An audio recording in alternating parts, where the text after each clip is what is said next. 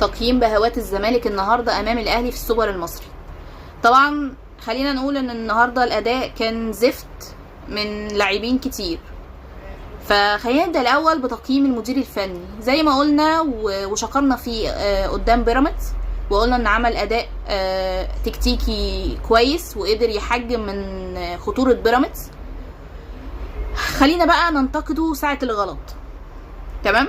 طيب النهارده انا اقسم بالله تاني من اول ما شفت التشكيل وانا اتضايقت واتشائمت وعرفت ان احنا مش هنكسب.